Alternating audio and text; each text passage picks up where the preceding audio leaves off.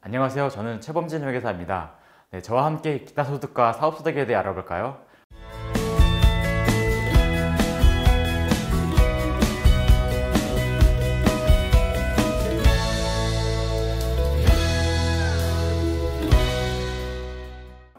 기타 소득과 사업 소득은 실무적으로 굉장히 구분하기 힘든 경우가 많고, 그 구분에 따라서 과세 금액이 달라지고 그 과세 방법이 달라지는 경우가 많기 때문에 좀 더 주의 깊게 검토를 해서 납부를 해야 될 필요가 있습니다.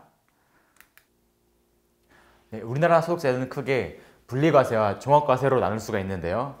분리과세는 원천징수로 그 납세 의무가 전결되는 것을 말합니다. 대표적으로 이자 소득이 있는데요.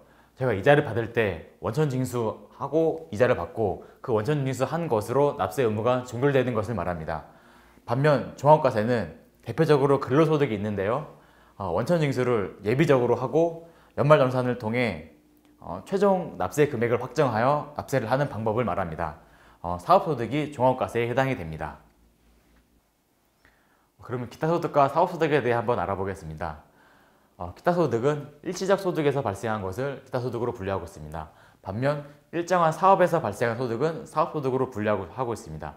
예를 들어 전업 작가가 아닌 분이 쓰신 그런 책이나 그런 원고에 대한 원고료는 기타소득으로 분류하고, 반면 전문 작가, 전업으로 작가를 하시는 분이 쓰신 그런 원고에 대한 원고료는 사업소득으로 분류하고 있습니다.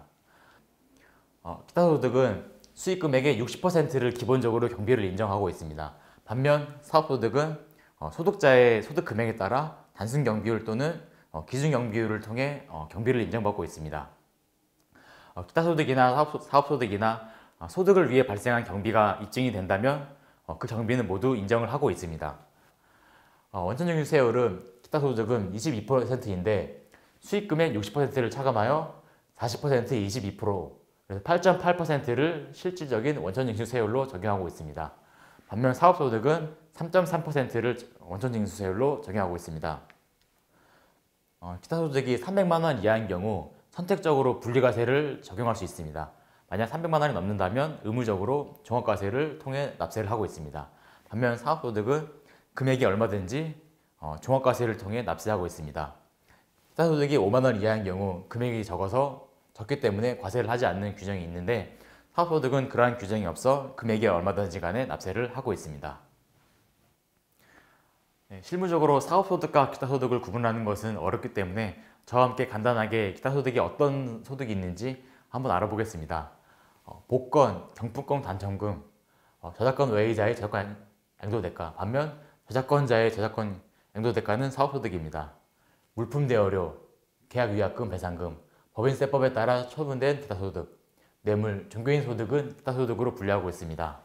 반면 사업소득은 사업에서 발생한 소득인데, 사업은 영리 목적성을 가지고 독립성 가지고 계속 반복적으로 발생한 것을 사업이라고 분류하고 있습니다. 네, 그러면 강의료 100만 원을 지급받는 경우 그 지급받는 분의 성격에 따라 소득이 어떻게 이루어지는지, 과세가 어떻게 이루어지는지 한번 알아보겠습니다. 그 지급받는 소득자가 일시적인 소득인 경우 기타소득으로 분류됩니다. 이 경우 분리과세 또는 종합과세를 선택할 수가 있고, 분리과세를 선택한다면 8.8%의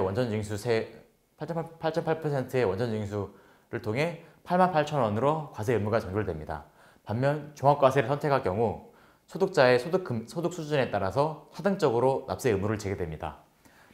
반면 소득자가 전문 강사인 경우 사업소득으로 분류합니다. 이 경우 종합과세합니다. 3.3%를 적용하여 33,000원을 원천징수하고 종합과세 때 다른 소득값 산하여 종합과세합니다. 이 경우 소득자의 소득 금액에 따라 차등적으로 과세 금액을 적용받게 됩니다.